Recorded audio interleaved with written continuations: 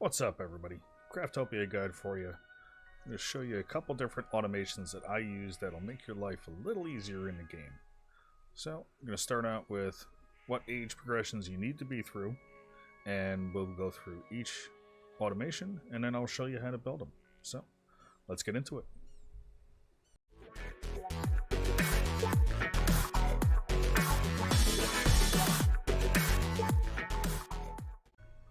So to make all of these automations work as I showed, you're going to want to advance to at least tier 3.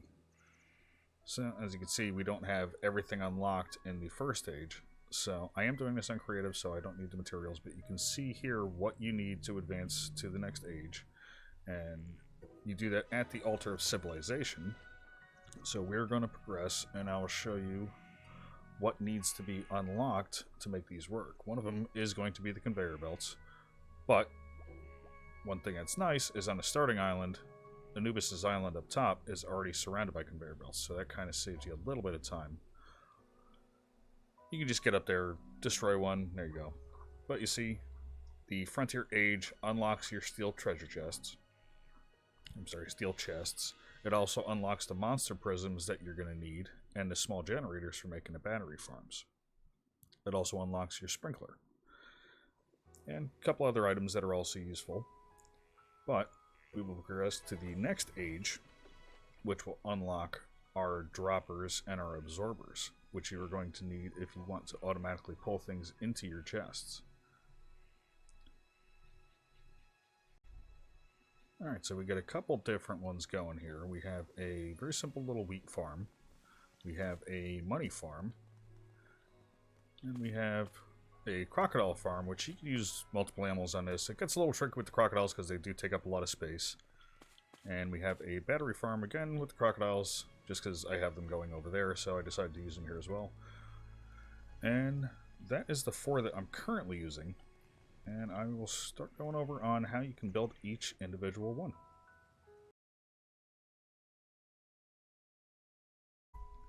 So for the wheat farm, a couple basic items you're going to need. Any type of flooring. You can either do stone, you can do wood, whichever you choose.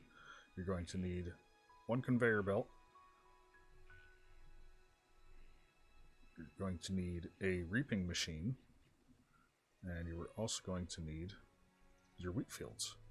Now, if you want, you can come in here and also make your treasure chest.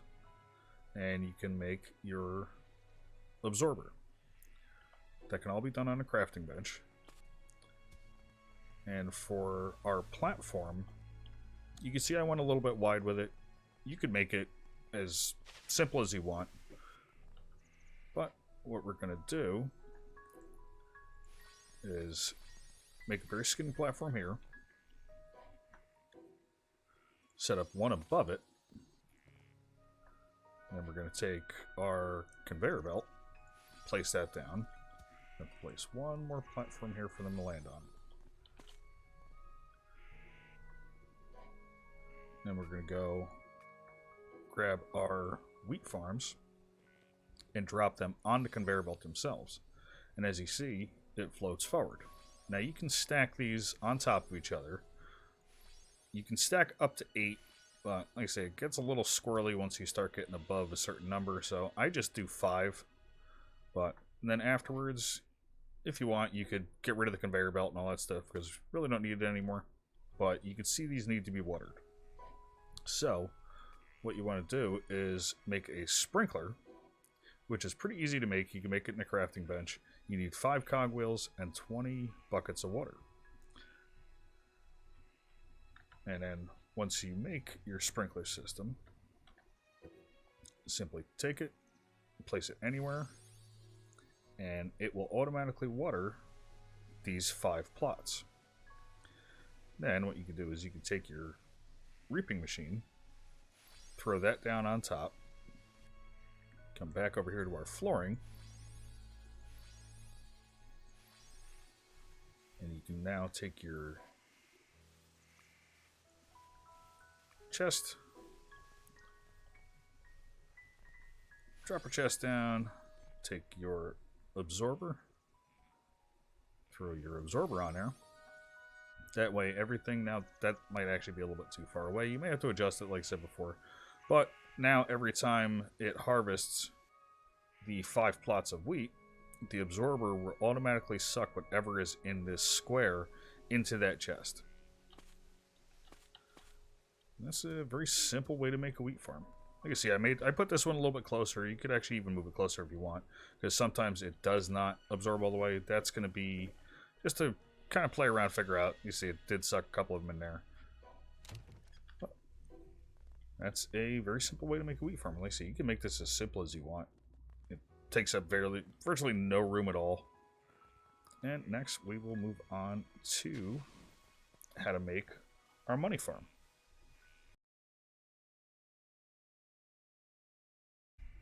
Alright, so a couple things you're going to need for our money farm. Come into your workbench. You're going to need a couple monster prisms, because we're going to need 4 different animals for this. You're going to need green monos and jack-o'-lanterns. So, make yourself a couple monster prisms. The next item we're going to need is going to be 2 livestock farms and 1 breeder. You're also going to need a market, and then you will need absorbers and droppers. Now, on the money farm itself, I have 8 droppers on each of these individual farms. The reason I have 8 is because it spits the little jack-o'-lanterns out as fast as these guys can produce them. And you'll see on the jack-o'-lanterns themselves that they sell for 2,544 gold each. So, stack that up every 5 minutes, and you can see inside of our market, we're already up to 1.7 million, and they still have, what, minute 50 left, 2 minutes left. So you can see this adds up pretty quick. But in order to catch the monsters that we need for this, you're going to be looking for an island of fallen leaves. Now this is a level 5, you may be able to get a lower level one, it's all random on the island chains. But I will show you where to catch the little monsters that we need for this. So you'll see we got these little green mono guys, and the reason you want to catch these guys is because every time that they die, they heal stuff around it. So, and unfortunately I'm a little overpowered for this area, so I kill them every time. But we have ones already captured that we will use for the sake of this video. The next ones that you're going to want are our jack-o'-lanterns. Now, as you're running around the area, you will see that there are pumpkins next to these trees. So you see this one has a green leaf on it. And the green leaves do not spawn the jack-o'-lanterns. The yellow leaves do not spawn the jack-o'-lanterns. What you are looking for is a jack-o'-lantern with a red leaf on it. So let's see if we can find one here. There we go.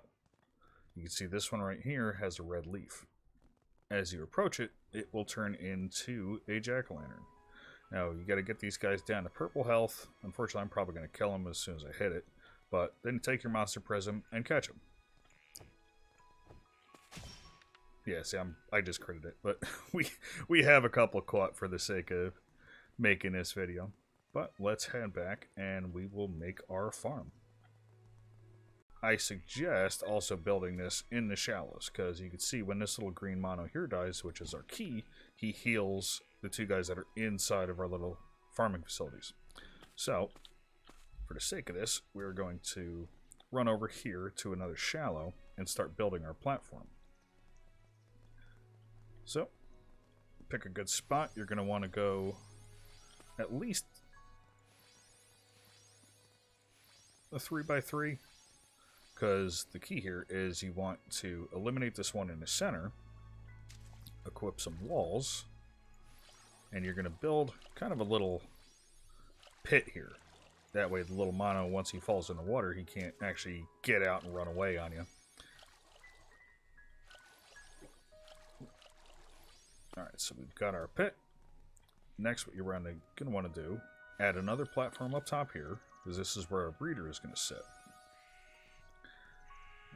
Equip your breeder and rotate it so the exit point on the breeder itself is aimed over our water pit.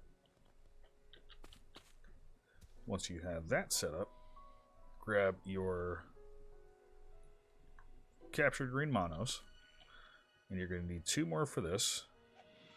Throw 1 down here, 1 down here. And as you'll see, as they breed, the one that they create is going to drop inside this water pit. The next thing you're going to want to do is take your farming facility, and you can see as he's dying over there, once he dies, he's going to spread out healing, which is going to heal the 2 up on the top. That is a key to making these work. So, got our breeding facilities here, or, sorry, our livestock farms. Drop 1 there, drop 1 as close as you can next to it. Now we have those, and one thing that I like to do is I like setting up a wall back here, because once our droppers are attached, it spits those jack-o'-lanterns out pretty far. So, actually I didn't need to do that, but now we're going to take our captured jack-o'-lanterns, place 1 in here, place 1 in here, and they will start producing jack-o'-lanterns, and they make them pretty quick. So, since we don't have our droppers set up yet, we can now take our market, place our market back here, surround that with a couple more walls, get rid of this, put our conveyor belt facing our market, and now this is where your droppers and your absorber comes into play. So you're going to want to place an absorber on the front of your market. That way everything that gets spit out from here automatically gets sucked in there. I just add the conveyor belt so it kind of pushes it forward in case you get like 1 stray, 2 strays, something like that. But the next step here is we can take our droppers, and the nice thing with the droppers is you can place them down and they'll stack right on top of each other. So I like trying to put them as close to the edge as I can. That way I can aim them kind of directly at our market. So what we're going to do is we can go 1, 2, 3, 4, 5, 6, 7, 8. And as you can see, just with the 8, it's just constantly spitting them out. And they're being fed directly into our market. So, same thing on this one. We're going to do 1, 2, 3, 4, 5, 6, 7, 8. Alright, so now we have 8 and 8. And as you can see, the mono died. Heals these guys, heals our monos up top. And now this will just run in an infinite loop, kicking out jack-o'-lanterns into our market. Now, you'll see when the green mono here dies, he's leaving a pile of stuff. So, what you can do is you can add another market over here with another absorber on it. And as that absorber cycles, it's going to suck everything over there into our market for a little bit of extra passive income. I mean, the eggs aren't, I think the eggs are, what, 100 gold each. So it's really not a massive amount of money. But hey, money's money. Yeah, they're 100 gold each. So, if you want, you could do it with a treasure chest over here if you want to collect the eggs, if you want to use them for cooking, anything like that. But that's just another way to make passive income. And this farm itself here, like I said, every 5 minutes, it's gonna kick you a lot of money.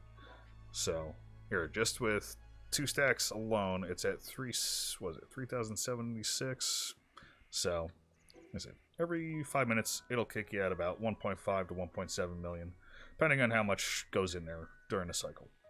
But next, we will move on to our crocodile farm, and I will tell you the reason why we're using crocodiles for that.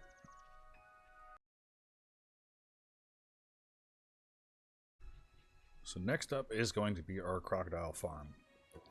So crocodiles we found in a couple different places. One place that I have always seemed to find them is Archipelago of Uplift. Now, for the sake of what we're doing here, low-level crocodiles probably work the best, Mine are a little high level, so I run into a couple issues with them. But once you come into the archipelago, what you're going to look for is a dungeon.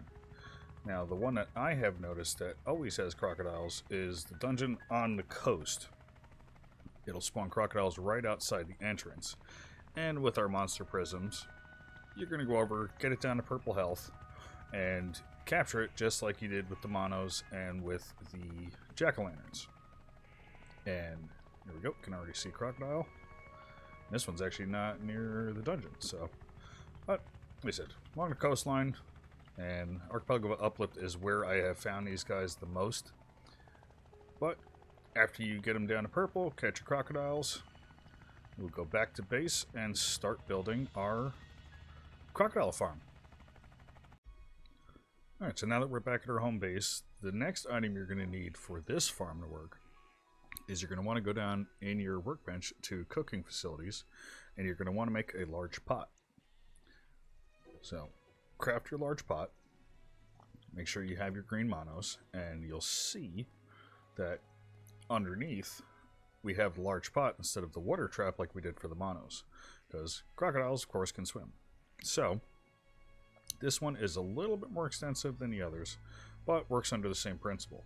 Your green monos drop into the pot, it cooks the monos, kills your crocodile,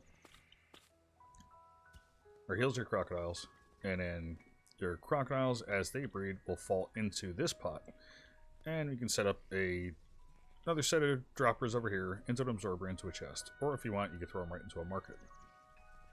But the reason we have them dropping into the cooking pot is as the crocodiles themselves die, what they're going to create is iron ore. So you can get iron ore, you can get leather, you can get fangs from them, you can get meat, bunch of different materials from these guys.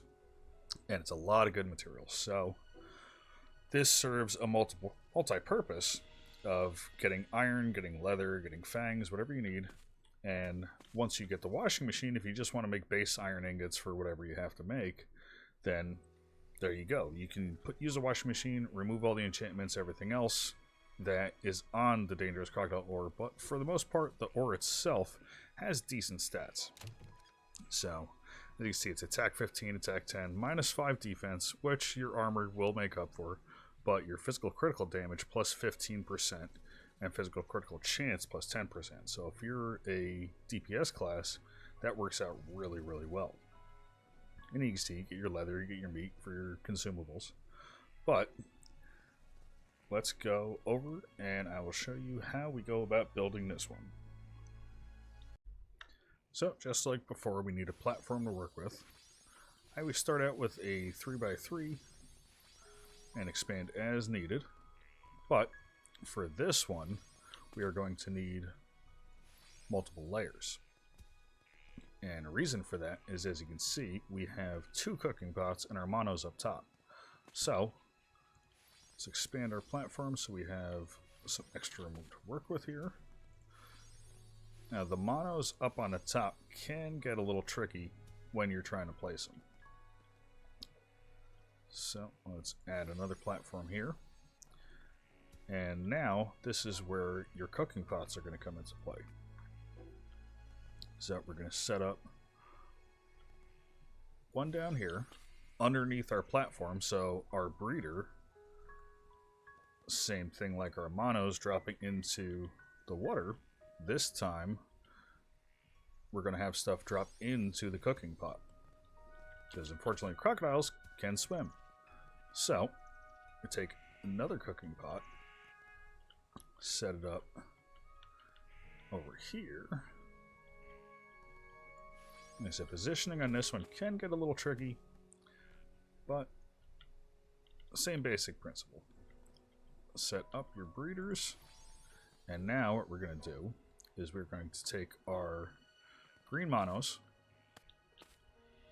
if I can not fall off the platform,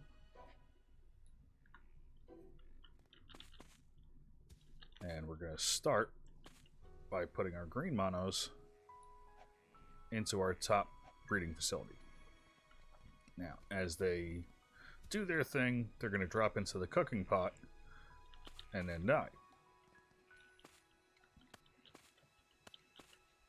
So next, we will take our crocodiles. We will throw one there. We will throw one here. So, as our monos, or our mono in the center here in the pot dies, it will heal the two up top. It will also heal our two crocodiles here. And as our crocodile then falls into the pot in the lower side, which unfortunately healed that one. Like I said, positioning can be a little tricky on this one. You could always move this pot back, which I think we'll actually do. But once you do get your pot situated, you'll see as our crocodile dies inside the cooking pot, any meat that he has will automatically be created. Or cooked, rather. So, what you can then do, if you want, you can take another treasure chest, stick it over here, put an absorber on it, and then on your cooking pot, you can put a couple more droppers, and that will spit whatever is in here automatically out into your chest. So, this is an easy way to get your iron ore, easy way to get any type of meat, your leather, and all that. Like I say, you may have to play around with positioning, and this also serves kind of a multi-purpose, because you don't just have to have crocodiles. You could take your two top monos out if you wanted to, or leave your top monos, and just use your bottom breeder, and you could do cows, you could do chickens, whatever else you want, and they'll drop into the pot the same way the crocodiles are. Whatever they drop will get spit out and dumped over there into the chest. So this one can have multiple functions, and the crocodiles do tend to take up a lot of space, so I usually try to keep it this way. I don't put any walls on it. The crocodiles just go everywhere.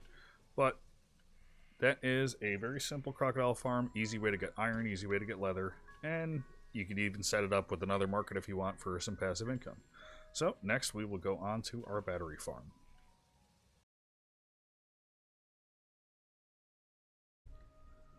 And last but not least, we have a battery farm.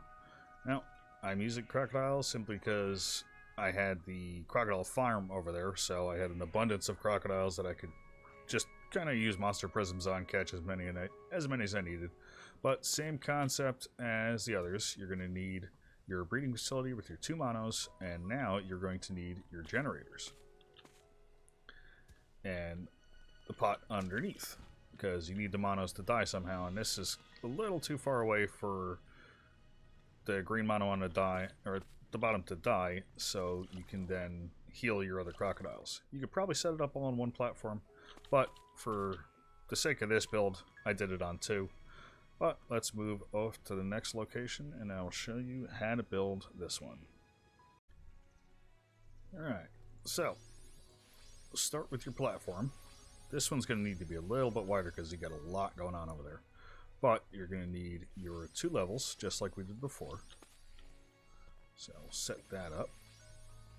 And as you can see, we have our green monos. Then we have our generators. So let us set up our breeding facility. Actually, we're going to add one more layer here. Then remove your center. And one more layer down here so our cooking pot has a spot to land in. And you're going to want to dump this. So basically anything coming out of that breeder is going to fall into that pot. So we will set up our breeder for our monos.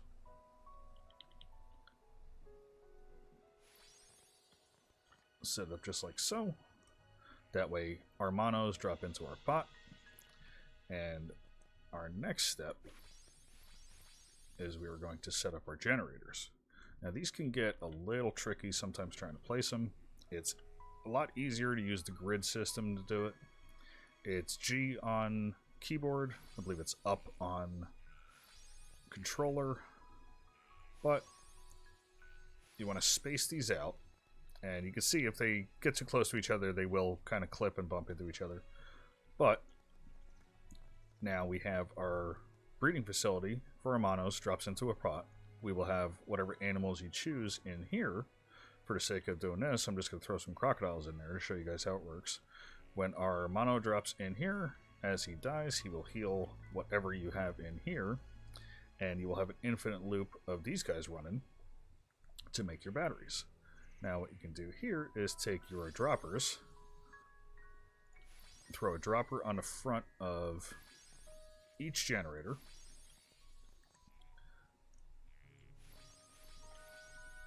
throw yourself another platform there to cover all that. And what I like to do for any type of droppers is I always like to put a wall up, so anything that gets spit out hits that back wall and doesn't go flying off to the side.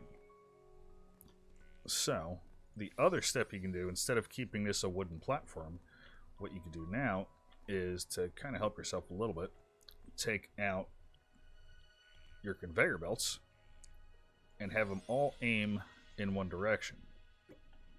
That way, anything that gets spit out of these will be carried over, and it kind of just helps out your absorber a little bit more. So we will set up all three of those. Put up 2 more walls here. Oh, another wall here, another wall here, just so everything is contained. And then we will take our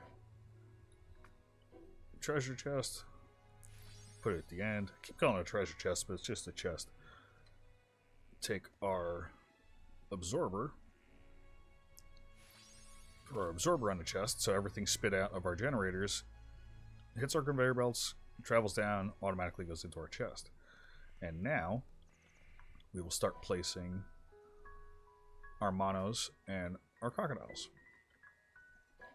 So let's go up to our breeding facility. We will place our 2 monos. They will start doing their thing. And now placing stuff inside of here can be tricky. You can probably use the monos again if you wanted to, if you have enough of them. But we're going to put 1, put 2. Yep, he popped in the wrong one. There's 3. And there is 4. Now, if you want, you could probably set this up with more around it. I just do 4 because it doesn't take up a ton of space. But now, as these guys create batteries, you'll see it spit that one out already. That chest could probably be adjusted to pull them in a little bit differently. But each time that absorber cycles, it'll still pull them in, even if they're around the chest. But that is a very simple way to set up a battery farm. And batteries will be used a lot when you start getting into later sections of the game. So this is a nice, simple way to do it. And just like the other, if you want, you can set up another market over here, because you'll see every time the mono drops in, he drops an egg, and the eggs will automatically cook into a fried egg. So you could set up another platform over here. If you want, set up another market. And then that way, anything coming out, we'll set up our market with our absorber. We'll throw a dropper on here. So it'll just kick whatever is collecting inside this pot out into the market. Passive income. As I said, it's not a ton, but hey, money is money, and who doesn't like money? But there you go. That is a couple simple automations that you can do to make your life a little easier in Craftopia. Oh, and one other thing we will go over real quick is our monoliths. Every automation that you have, if you get a certain distance away from it, will stop working. So a way to avoid that is you can create these monoliths. And as you can see from the grid around me, when I place it, anything inside this gold box will stay running as an automation no matter where I am on this island. Now, once you move to another island, it won't work. You have to be on the island for it to work. But to make your monoliths, you're going to want to go into your workbench, and then once you scroll down, you'll see you have a 3x3, and you have just a common artificial. And these are real easy to make. All you need is 5 iron ingots. So if you have your crocodile farm going, you're already getting iron from it. So you can turn them into artificial monoliths, and if you want, you can either make those, or like I said, you can make the bigger ones. And the cost difference is a bit higher, but the range is a lot better on them. So you can see these, the 3x3 cost 45, whereas the single only costs 5. But for the sake of that, I'll show you guys the difference on these. And this grid, you can also turn it off so it's not in your way constantly. But let's go to a different section of the island here, and I will show you guys the difference in the monolith size. So let's take out our normal one, and this is just a single monolith. And you can see, I mean, it's got, oops, get that out of my pocket. You see, it's got it has a decent area. You can fit an automation inside this square, but I will now show you the 3x3, and we'll leave the grid on for that one, just so you can kind of see the difference here. So let's place our 3x3 down. We'll turn our grid on for that one. And there, you can see the difference on the 3x3 with the single. So you can fit a lot of different stuff inside this 3x3. And if you want to keep these automations running constantly, best way to do it is just putting monoliths down, no matter where. See, I'm all the way over here. Since I have monoliths going, all of my automations are all still running. So easy way to do it. Doesn't cost a lot, and you can be AFK, you can be cutting down trees, doing other farming, whatever you want, and all your stuff will still be running, collecting into your chests if you had it set up that way. And there you go. Couple automations to help your life in Craftopia. Thank you for watching. If there's any other content you guys would like to see for Craftopia, any other automations you would like to see, let me know, and I will build them and throw them out in a video for you guys. Thanks for watching. See you on the next one, and have a good one.